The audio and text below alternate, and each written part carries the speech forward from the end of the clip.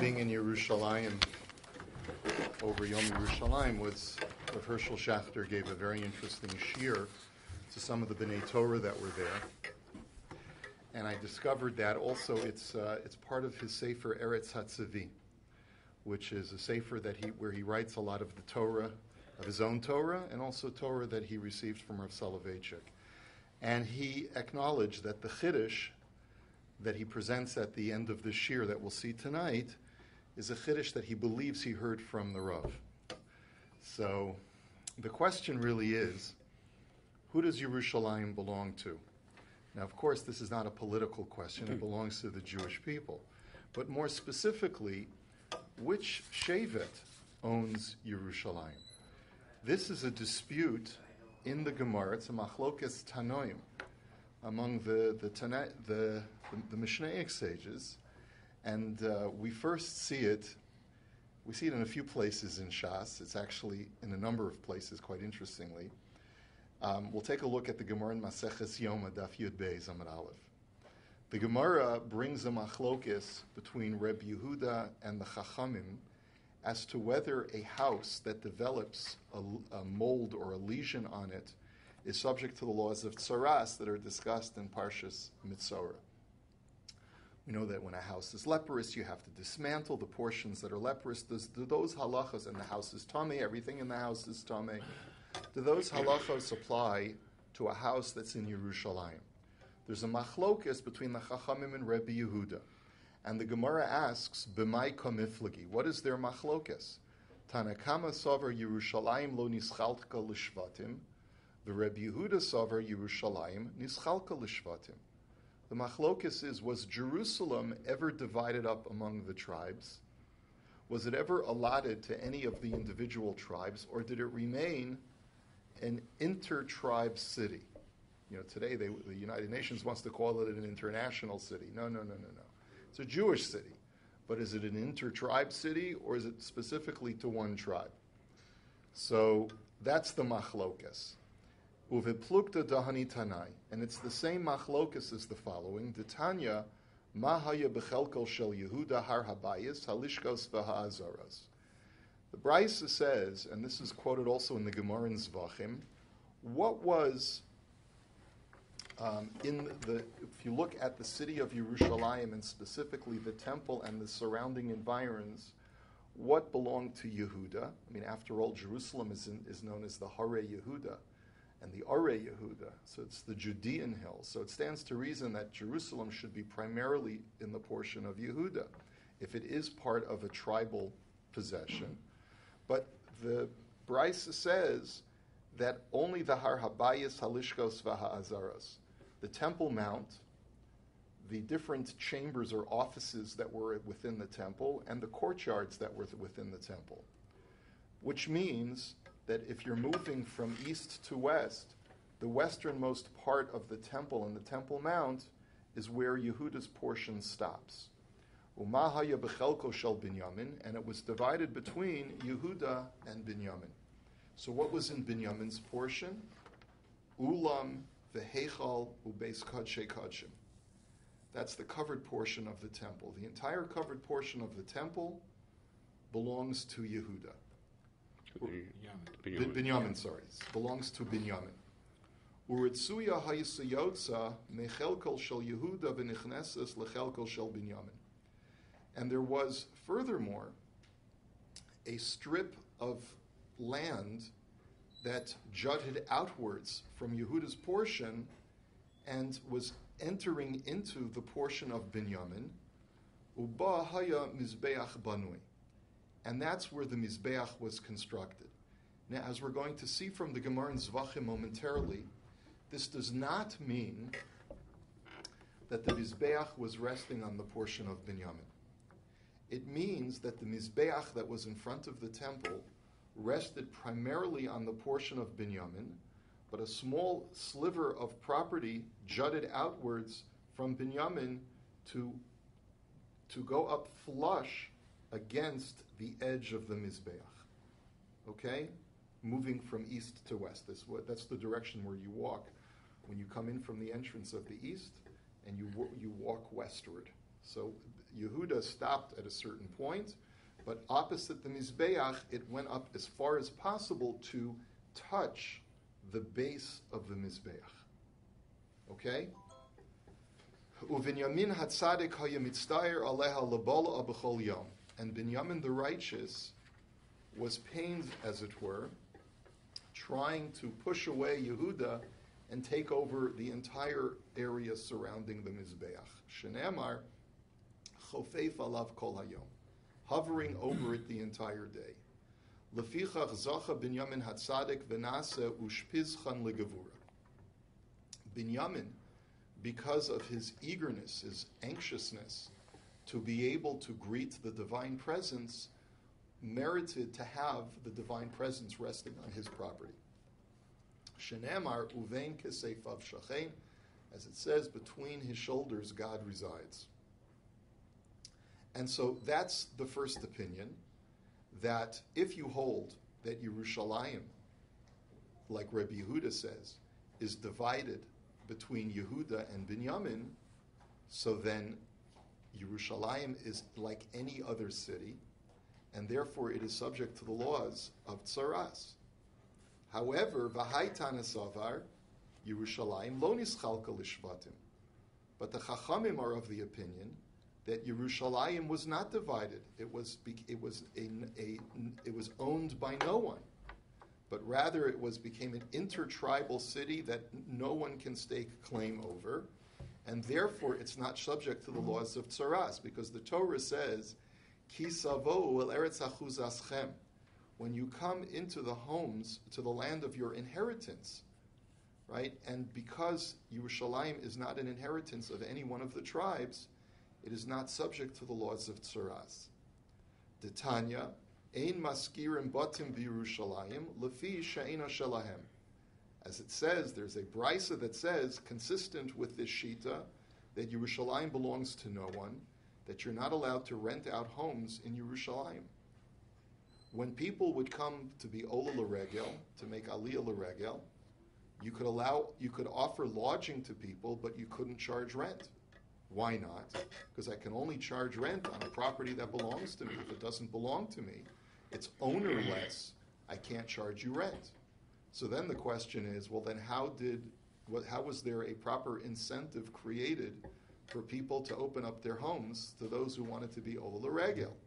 So Rebbe Lazar bar Shimon Omer aflo mitos, you can't even rent out beds, because that would be one solution. I'm not renting you the room, I'm renting you the bed. But he says you can't do that either, because the bed is resting on the land. So therefore, what's the solution? Lefichach oros kadshim bali ushpizchanin not linosan bizroa. So the solution is that when a person would bring a carbon and he would bring home the pelts, the hide from the animal, the host would have a right to confiscate, so to speak, the pelt. That was the understood convention. And that was like a parting gift, so to speak, a gift that you left with your host. It wasn't compensation, but rather it was a standard way of expressing your gratitude to someone who opened up their home. Now, it seems from the Gemara in Bava Kama, and from other places as well, that in this machlokes between Rabbi Yehuda and the Chachamim, whether Yerushalayim belongs to Yehuda and Binyamin, or whether it belongs to no one, we seem to paskin like the latter, that it belongs to no one. Because the Mishnah and a brisa that quotes this Mishnah, Bava Kama, says, Asara dvarim nemru b'Yerushalayim. There are 10 special halachos that were stated about Yerushalayim. So one of them is ein habayis chalutba, that if you sell a home in Yerushalayim, normally when you sell a home in a walled city, the seller only has 1 year to buy it back. Otherwise, it permanently belongs to the buyer. However, that does not apply to Yerushalayim. Another thing that doesn't apply to Yerushalayim is that ein meviya egla arufa. You can't, if you find a corpse outside the city of Yerushalayim, the elders of the city do not bring an egla arufa. Yerushalayim cannot be made into an ir hanidachas, into an idolatrous city which you destroy. It does not have tumas tsaras, as we just learned in Maseches Yoma. Now, the reason for many of these halachos is, as you see underlined in the Bava Kama, why lo nischalka Yerushalayim lishvatim? Because all of these halachos only apply to cities and to land that is owned by specific people and specific tribes. But if Yerushalayim by definition is ownerless, so then these halachos based on the psukim do not apply to Yerushalayim. So it seems based on the stomach of the Gemara that the Gemara in Bava Kama is paskening like the Chachamim. Let me show you a kasha that Tosfos and Yoma asks. They ask Yerushalayim lo nischalka lishvatim. So Tosfos quotes a Gemara in Zvachim that talks about the construction of the mizbeach, of the altar, in front of the covered portion, in front of the ulam. Tosfos says, Tema de beperek ezehu mekoman. In the Gemara in Zvachim, Amrinan de keren dromis mizrachas lo lo yesod. That we learn that the southeastern corner of the mizbeach, and indeed really the entire eastern side of the mizbeach, did not have what's called a yesod. What is a yesod? The base that goes around it. But it's a base that protrudes outwards for 1 cubic amma on the floor. But it goes out on really 3 sides because it curves around. It's like it's like 2.5 sides. Right. But the point is out the corner that's on the southwest and really the entire western side, southeastern and the entire eastern side has no base. It does not have that additional foundation. So the Gemara asks, why is that? And the answer is Lefi shelo haya bechelko shel torev. And the Gemara answers because it was not in Binyamin's portion. So only Binyamin's portion of the Mizbeach gets a base, but since that piece of land that went flush up against the Mizbeach belonged to Yehuda, it doesn't have a base. Now I want to point out to you something fascinating. I mentioned this in passing on Tikkun Leil Shavuos. Rav Schachter quotes a Maharsha. And the Maharsha says, you know why there's no connection between Yehuda and the Mizbeach? Because HaKadosh Baruch Hu wanted to demonstrate, B'poal, he wanted to actively demonstrate that you must have a separation of church and state. That Yehuda represents the state, the Melech, the Malchus, and Binyamin represents the Ruchnius, the spiritual service, religious service of the temple. And therefore Hashem said, Yehuda can come all the way up to the Mizbeach, but he cannot be part of the Mizbeach. And that's why there's no Yesod to demonstrate that fact. So Rav Schachter was pointing out that sometimes when you get a combination of, he's quoting the Maharsha, who says the importance of separation of church and state. So what is Tosfos about to ask? If you were going to ask this kasha, Tosfos is pointing out that the reason why there's no Yesod on the southeast corner is because it's part of Yehuda and not part of Binyamin. What's the obvious kasha? It's not split. What if we paskin like the Chachamim, like the Gemara in Bava Kama seems to imply? According to them, why is there no Yesod on the eastern side? So that's Tosfos' question. V'imkein lamanda omer lo nischalka ma'ishna deshar makom shel mizbeach haya lahem sod u'mizrachis teromis lo haya lahem sod lo haya yesod. Why is that? Why should there be? According to the Chachamim, there is no ownership. There's no reason to demonstrate this is Yehuda's, this is Binyamin. So why is there no Yesod? Ve'ein l'taretz the lididei haya lahem Yesod mikol tzedadav v'imkein el Yesod mizbach ha'olam ha'avidlei. He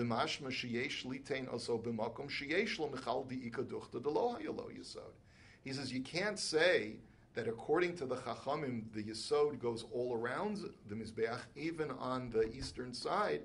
He says because we learn from the Pasuk that the Torah says specifically when you place the blood on the corners of the Mizbeach, make sure you place it on the corners that have a Yesod. That implies that there are corners that don't have a Yesod. So you can't say that. The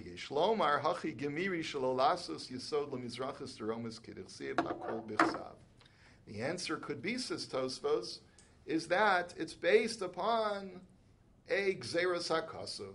It's based upon divine decree. Shkoyach Tosfos. Based upon divine decree. Tosfos doesn't offer any explanation. It's just based upon Hashem's specifications. Now, the objective that Rav Schachter is going to set out to do is to answer this question of Tosfos based on a very interesting svara. But before we get to that, I just want to be able to point out just a couple of more things before we get to that stop. The Rambam in Hilchos Truma tells us that HaTruma Bizman Hazeh Vafilu, and this is in source number 4, he says, HaTruma Bizman Hazeh Vafilu B'makom Shehachaziko Oli Bavel Vafilu B'mei Ezra Eina Min HaTorah Ela Midivrehen. He says the Rambam is of the Shita, the Ravid argues with him, but the Rambam says that Truma Bizman Hazeh is only Midirabbanan. Now this is consistent with the Rambam Shita that the Kedusha that was originally instilled within Eretz Yisrael departed at the time when the first temple was destroyed and the Jews were exiled from their land. Because the Rambam Shita is that the only time there's Kedushas Haaretz is when all of Klal Yisrael are residing in Eretz Yisrael and the temple is standing. So all even or majority? Or majority. He's, even when Ezra came back, he points this out. He says, Lo keshayu b'Yerusha shniya shahisu b'mei Ezra shahaya sa bi'as miktsasan ulefiachach lo chiyava osa min haTorah. He says, even when Ezra came back to rebuild the temple, the laws of Trumas and Maestros were still not the Oraisa because only a percentage of the Jews came back, but not the majority. So you need to have a majority of Jews living in Eretz Yisrael in order for Trumas and Maestros to be Midioraisa. And therefore it's very clear that the Rambam holds that the original Kedusha of Eretz Yisrael is a utilitarian Kedusha based upon, like if you heard Rabbi Riskin's drasha this past Shabbos, he said the Kedusha is based upon the fact that the land nourishes the Jewish people. When the land is not nourishing the Jewish people, it doesn't have that inherent Kedusha anymore.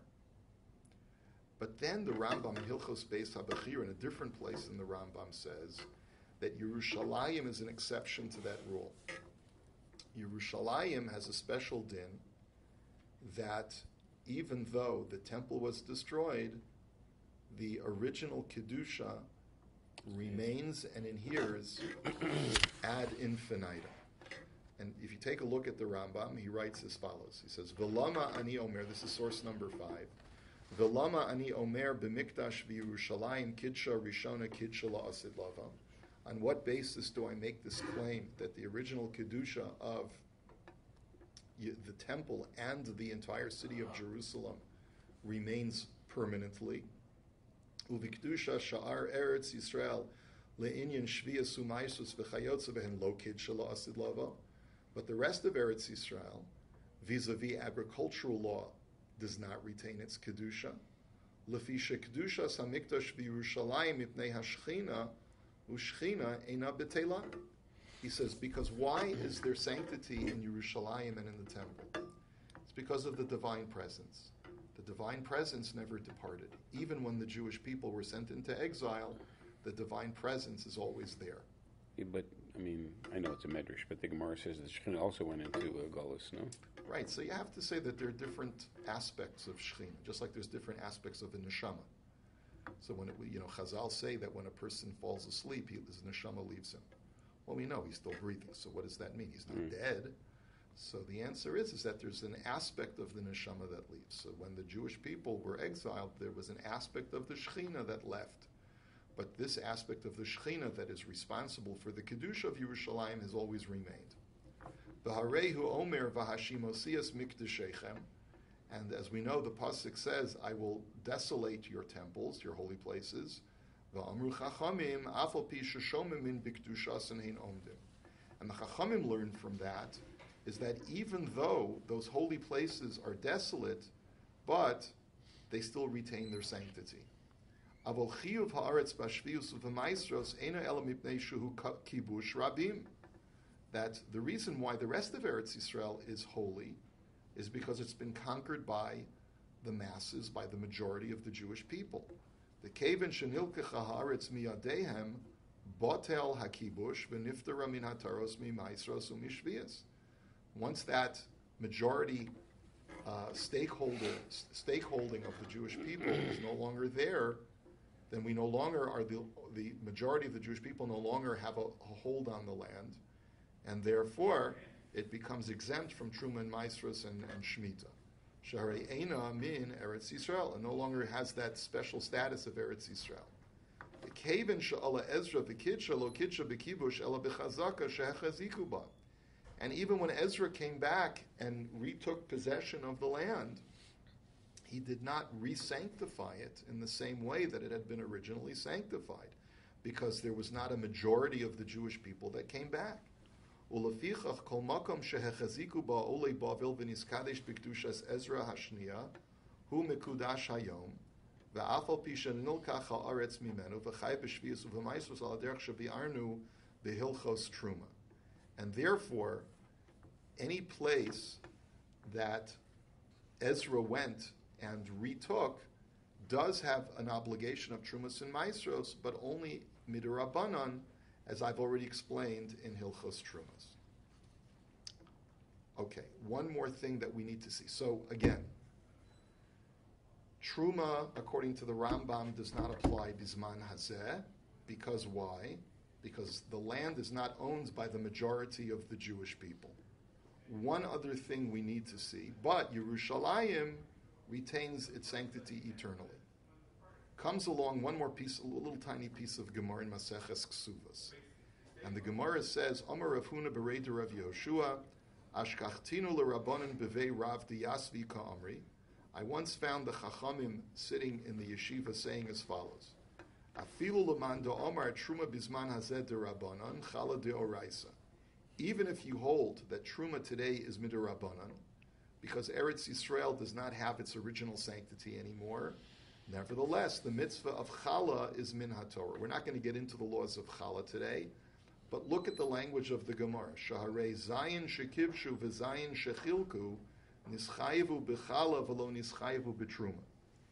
Because during the first 14 years that the Jewish people went into Eretz Yisrael in the times of Yehoshua, 7 out of those 14, they were fighting wars.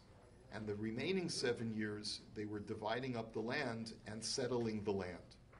And at that time, there was no obligation in Truma. Why?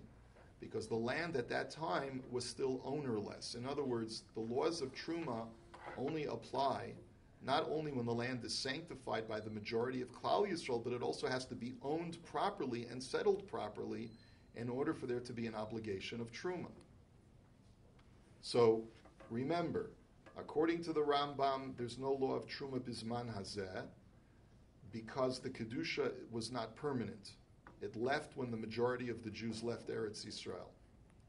Not only that, but even in the time when the majority of Jews were in Eretz Yisrael, there was no obligation of Truma during the first 14 years because the land hadn't properly been settled. So, it's practically speaking, Bizman Hazeh, according to the Rambam, you would actually have a situation where Truma in Yerushalayim is midaraisa, and the rest of Eretz Yisrael midarabanan. So Truma, the question is, so Simi is latching on to something. We know that the Kedusha of Yerushalayim never departed. Right. So therefore, you could argue, based on what we've just seen from the Rambam, that since Truma is only midarabanan because the Kedusha left, but if the Kedusha in Yerushalayim never left, so then Truma should be midaraisa in Yerushalayim. With one caveat. If you take a look at the Mishnah in Maseches Maasros, you have a shita of Rabbi Yehuda who says there's a whole machlokus between Rabbi Meir and Rabbi Yehuda. If a person buys an individual fig, is he chayiv in Trumas and Maasros? And Rabbi Yehuda says, Ochel echas poter v'im tzirev chayiv. Rabbi Yehuda says you're only going to be chayiv in Trumas and Maasros if you get a bunch of figs together. But if you purchase each one separately, you don't have to tithe an individual fig. And Amar Rabbi Yehuda, Maisa beginas vradim shahisa b'Yerushalayim, v'hayu te'enim nimkaros mishalosh u'me'arba be'isr, v'lo hufrash mimena truma u'maiser me'olam. That there were these huge figs that were for sale in Yerushalayim. People, you could buy a whole big fig for like 3 or 4 coins. One Isser would buy you 3 or 4 of these big figs, and no one had to ever take Trumas and Maasros because they were bought on an individual basis. Okay? And so what does he mean to say? He means to say that the reason why the produce in Yerushalayim was not subject to Trumas and Maasros was because it was sold individually. What's the implication? That if it was sold in groups, you would have to take Trumas and Maasros in Yerushalayim. And the problem that Reb Tzvi Pesach Frank has with this, we're just seeing a small snippet from a much larger tshuva. He says, "Va'od harei Reb Yehuda svirle di Yerushalayim nischalka l'shvatim v'shofer chayeves b'maisus l'shitasa." He says Reb Yehuda makes sense. Reb Yehuda is the person who's saying that the only reason it was patur from truma in Yerushalayim was because it was bought individually, but if it was bought in groups, you'd be chayev in trumas and maasros, is because Reb Yehuda's l'shitasa. But avol l'rabbanan d'lo nischalka yesh lomar de'in hachinami de'petura mihai time hashenim bichlal diganecha. But remember, even if the kedusha, like Simi wanted to argue, is extant for all generations in Yerushalayim, but there's one other chisaron, and what is that?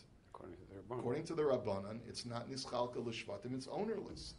And truma only is extant when the land is settled by the shvatim. If the land is not settled by the shvatim, then the laws of truma should not apply. So the question now really... Now it's the flip side of the question. Right. So it should never be truma. So what some of the Meforshim are challenging is, how could the Mishnah seem to imply, l'kulei alma, according to everyone, that produce in Yerushalayim is subject to Trumas and Maasros without qualifying it that it's only according to Reb Yehuda and not according to the Chacham. Okay? So good. So the Kedusha is forever in Yerushalayim. But it should still be patur from Trumas and Maasros because it's lo nischalka l'shvatim. It's not divided among the shvatim. I mean, you could argue that it's only chayiv midrabbanan. Maybe that's what the Mishnah means. But Rav Shachter wants to offer a svara that will answer Tosfos' original question, which is, why is it, if according to the Chachamim, that Yerushalayim and the temple are ownerless, why then is there no yesod on the eastern side of the Mizbeach? And don't give just an answer that it's Xeris HaKasav. So he says like this. This is source number 9. Is the pshat, though, it depends how you learn it. Do you say that Yerushalayim belongs to no one, or it belongs to everyone? That would be enough kamina. How are we learning this? Well, when the Chachamim say lo nischalka l'shvatim, it's a good point. It means that it was never divided up among anyone. It was never distributed to anyone, and therefore no one can say that it's mine. It's not that everyone can say that it's mine, because if everyone could say that it's mine, then why wouldn't the laws of tsaras apply there? Right, and truma. Right. The fact that I can't really own a home is an indication that no one can stake a claim, no matter what shevet you come from. I hear. Okay? So here's source number 9, and this is where we get to the big chiddush. He says, "V'hanira loymar b'yishuv kushiasam debeis halachos nifrados hayu b'chalukas eretz Yisrael l'shvatim." Big chiddush here, okay? There are tzvei dinim, like a real brisker Torah. There's 2 halachos when we talk about the division of Eretz Yisrael among the tribes. Ha'echad midin chalukas hayorshim b'tfusas habayis. He says the first halacha is like when we talk about a Yerusha, which is what we're learning now in the Daf Yomi. A man has 2 sons. The sons split the assets of the estate 50-50, right? Hadoma l'chol sha'ar chaluka shutfim da'alma. V'hu din medine mamanis. He says this is a fiscal issue. When there's an estate that needs to be divided, or when there's any asset that 2 parties decide that they're going to divide between the 2 of them, it could be 2 partners liquidating a business, so they divide the assets, and we valuate the assets, and you get 50% of the value, and I get 50% of the value. That's a purely financial law. La'achar ha'chaluka shayech chelak zeh shel Eretz Yisrael l'shevet zeh, v'chelak ha'acher l'shevet hasheni. And after the division, each tribe becomes the financial holder of a portion of property in Eretz Yisrael. Aval ein ze poel sheyikarei chelak zeh chelko shel Yehuda v'hachelak ha'acher chelko shel Binyamin. He says, but when you're the financial holder of a property, it's not the same thing as saying that this is Yehuda's portion or this is Binyamin's portion. Why? He says, the bailus b'chol haTorah kula ena po'ela shum chalo shem be'etzem hachefza ela havya din yachas v'zika shebein haba'olim v'hamamon. Shemamon zeh shayach li Reuven, umamon zeh shayach li Shimon. He says, when it comes to financial law, let's say this is my tape recorder. It's a digital recorder, I should say. Does it belong to me? It's in halachic parlance, it's not mine, it's shayach to me. Meaning financially, I have control over it. When do you really own something? Right? Just because you have financial control over something doesn't mean that in all respects of the word that you really own it. Okay? But you have a financial stake in it. You have the right as an owner to be able to determine what to do with that property. Any financial decisions of that property are exclusively yours. It's almost like when a husband marries a wife who brings property into the marriage, the husband has the controlling stake of the property. It's what we call a kinyan peiros. But he doesn't have a real kinyan haguf. I'm not sure if that's exactly the way he's describing it, but it sounds like in a semblance that's what he's trying to say. So that's the first din in the division of Eretz Yisrael. Financially, which tribe has control over which portion of real estate in the land of Israel? But then he says that there's a second halacha. Ubeis din nosaf nemar b'chalukas Eretz Yisrael, sha'az bish'as ha'chaluka nigbara mitzvahs v'yirishtem osa v'yishavtem ba. He says when the land of Eretz Yisrael was divided, there was a consummation, a completion of the mitzvah that God had commanded the Jewish people to take possession and inherit the land of Eretz Yisrael. Va'ayin Ramban ba'hashmatos l'minyan ha'asam l'sefer ha'mitzvahs laharamba mitzvahs l'sei dalid shemana din zeh le'echas mitaryag mitzvahs hanoagos l'doros. He says if you take a look at this is the famous Ramban. The Rambam does not list as one of the 613 commandments the mitzvah of taking possession of Eretz Yisrael. This has caused much speculation. Does the Rambam believe that there's a mitzvah of Yishuv Eretz Yisrael, of living in the land of Israel and inhabiting it? So some say yes, some say no. But one thing is clear, the Ramban disagrees with the Rambam, and in his commentary to the Rambam Sefer HaMitzvahs, he says the Rambam should have counted this mitzvah of V'yirishtem osa v'yishavtem ba as one of the 613 commandments. There is a mitzvah of taking possession of Eretz Yisrael. V'afilu nitvos deloka Ramban she'ein ze mitzvah ledoros lichbosh es haaretz ela rak ladur ba'aretz mikol makom l'shaita b'mei Yoshua b'vadai haisa zos mitzvah gemura v'rak al yedei hakibush v'hachiluk lishvatim niskayim a mitzvah zu. He says, and even if you're going to learn like the Rambam that there's no mitzvah per se in all generations to conquer the land, but just to live in the land. But nonetheless, the fact remains is that during the times of Yehoshua, what was taking place was not just a financial apportionment of property to each tribe, but was a taking possession of, which was the fulfillment of God's aspiration that the Jewish people should truly be owners in every sense of the word of the land of Israel. Two dinim. One din having to do with financial issues, and one issue having to do with being the inherent owner of a portion of Eretz Yisrael. Say, this is my karka. So now the Jewish people and the land are united. Not only financially, but also existentially on a higher level, on a deeper level. We skip a section of the tshuva, and then he says, Ume'ata nira li. He says, based on that, it would seem to me as follows. The mitzad zeh hadin hasheni shel chalukas haaretz b'toras iser veheter hu de amrinan de shiny chaluka zu mikol shar chalukas hashutfim da alma. He says this second aspect makes the division of Eretz Yisrael different from all other kinds of division of property.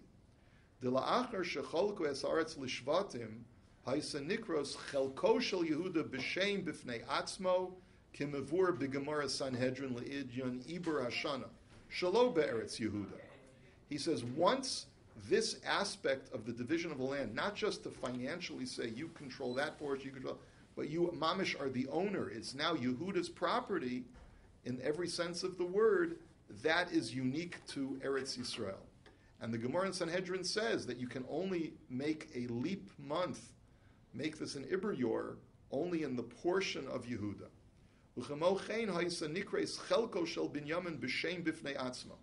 And similarly, Binyamin's portion became uniquely Binyamin's land. Not that it can ever be relinquished from Binyamin, it's always Binyamin's land. Uchemavur b'gemar zvachim le'inyan binyan ha-mizbeach. Shelakach lo haya yesod b'keren dromis mizracha shel ha-mizbeach shahaya hamakom hahu b'chelko shel Yehuda v'lo b'chelko shel Binyamin. He says, and that's what the Gemara means in Zvachim when it says that the Yesod could only be in Binyamin's inherent portion of Eretz Yisrael and not in Yehuda's inherent portion in Eretz Yisrael. So here's the punchline. Ume'ata nirali d'chol ikar hamachlokas shebein Reb Yehuda v'chachamim b'Yerushalayim nischalka l'shvatim im lav, and therefore the whole machlokas between the Rabbanan and Rebbe Yehuda as to whether Yerushalayim was ever divided among the Shvatim, hainu davka legabe chalukas dinei maminis, that only has to do with financial halacha. In financial halacha, can we say that Yehuda controls financially one portion of the land and Binyamin financially controls another portion of the land? That's a machlokas. According to the Chachamim, no one has financial control over the city of Yerushalayim, and according to Rebbe Yehuda, the financial control is apportioned partially to Yehuda and partially to Binyamin. Im hafcha Yerushalayim lios mamano haprati shel shevet Yehuda v'shel shevet Binyamin olo. Avol b'toras chaluka shel iser v'heter shehi b'toras gemar mitzvahs kibush haaretz zepshita sha'asu chaluka zu al kol eretz Yisrael l'rabos isa'ir Yerushalayim. But when it comes to the division of the land, as far as who the land is named, which tribe is connected to which property, not financially controller, but which land belongs inherently to which tribe, like a mamash kinyan haguf, like we would say, that even the Chachamim agree that Yerushalayim was divided between Binyamin and Yehuda. Umemeila misulekas timias hataisus yom hanal. He says, and that's why we can answer Tosfos' question. He says, "Da'afil l'may dekaimal and kachamim de Reb Yehuda," because even though we paskin lahalacha that Yerushalayim is an ownerless city, that's from a financial standpoint. That no one can say that they are the owner of a home in Yerushalayim, so the laws of Tsaras don't apply. But that's from a financial standpoint. Yerushalayim lo nischalka l'shvatim mikol makom adayin emethu shenivna hamizbeach bechelko shel Binyamin davka. But it's still accurate to say that the Mizbeach is on Binyamin's portion. Binyamin has no financial control over that land, but it's still his land in the sense that he's the balabas. The B'toras Chalukas, I'm not sure what aleph of, is it Umos Ha'olam? B'vadai nischalki Yerushalayim l'shvatim. He says when it comes to the division, Isser Veheter, sorry. The B'toras Chalukas Isser Veheter, b'vadai nischalki Yerushalayim l'shvatim. When it comes to issues not involving finance, but issues involving what's permitted and what's prohibited, then the land certainly is considered to be divided between Binyamin and Yehuda. V'chal al chatzi ha'ir Hashem chelko shel Binyamin, v'al chatzi ha'sheni chal Hashem chelko shel Yehuda. He says, and that's why in one part of the Temple Mount it's Yehuda's, one part of the Temple Mount it's Binyamin's. Not that they financially control those portions.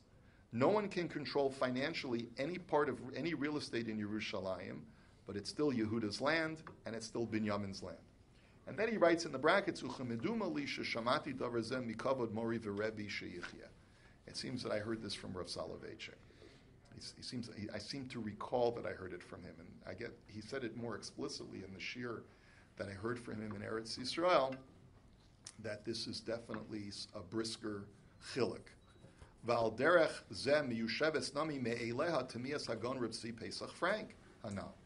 And with this, we can also answer the question that Reb Tzvi Pesach Frank answered: the bichdei lechayev b'trumos u'maisros lo bo'inen bedavka chalukas b'toras dinei maminis. He says, in order to be chayev in truma and meiser, Trumas and Maasros would still apply in Yerushalayim, even according to the Chachamim, because it's not an issue of financial control, whether or not there's a chiyuv of Trumas and Maasros. Lo ba'inam b'davka chalukas b'taras dinei mamanis, ela sagi b'chaluka l'shvatim b'taras iser v'heter. But it has to do with not financial law, but rather who is halachically the possessor of the property, in the sense that it is considered to be settled among the shvatim of Yehuda and Binyamin. Shehihi gemar kibush haaretz. Therefore, it's considered to be like after the 14 years of settlement of the land. And that's what sanctified the land. And since the sanctity of Yerushalayim is eternal, Trumas and Maasros may very well apply inside the city of Yerushalayim, even Bizman Hazeh Midioraisa. Whereas Trumas and Maasros outside Yerushalayim, it only apply according to the Rambam Midrabban, which is a huge chiddush. But nonetheless, that's how we would reconcile it with the Mishnah in Maseches Maasros. Okay, so just to recap, just to review, we saw a number of inconsistencies. Number one, it seems like the stomach of the Gemara aligns itself with the Chachamim that your city of Yerushalayim and the temple was not divided among the Shvatim. If so, why does the Gemara in Zvachim say that the reason why there's no Yesod is because that's the dividing point between Binyamin and Yehuda? Totally inconsistent. Furthermore, why does the Mishnah seem to imply that everyone agrees that the Kedusha of Yerushalayim, which is extant even to this day according to the Rambam, would obligate us in the midst of Trumas and Maasros, according to the Chachamim, when Trumas and Maasros only applies to property that is owned by the Shvatim. And according to the Chacham, Yerushalayim is not owned by the Shvatim. So to answer both of those questions, Rav Schachter has a chiddush that he heard from the Rav, which is that there's two types of ownership. One is financial ownership, and one is inherent, what we call like a kinyan haguf. The financial ownership or control over a property is what the Chachamim and Rebbe Yehuda argue about. And we paskin like the Chachamim that no one can have a financial ownership stake, and therefore laws like ownership of a house do not apply in Yerushalayim, and therefore the laws of Ir Hanidachas, the laws of Tsaras, and other halachas that have to do with financial ownership cannot apply to the city of Yerushalayim. But in halachos that don't apply to the financial ownership, but rather to the inherent or kinyan haguf of who owns Yerushalayim, not who financially controls it, that is where Trumas and Maasros apply. And therefore it's altogether possible that Trumas and Maasros could even be B'Diorais in Yerushalayim. And it also applies to why there's only a Yesod in Binyamin's portion, because of the need for separation of church and state, and no portion of the Mizbeach therefore can jut out into the portion of Yehuda. So someone builds a house in Yerushalayim. So now he built a house.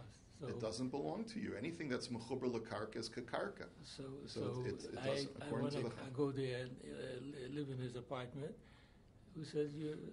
I don't know how it works halachically today, how we pay rent to people. Generally speaking, the state of Israel only gives people a 50-year lease on property. No one can really own any property in all of Eretz Israel.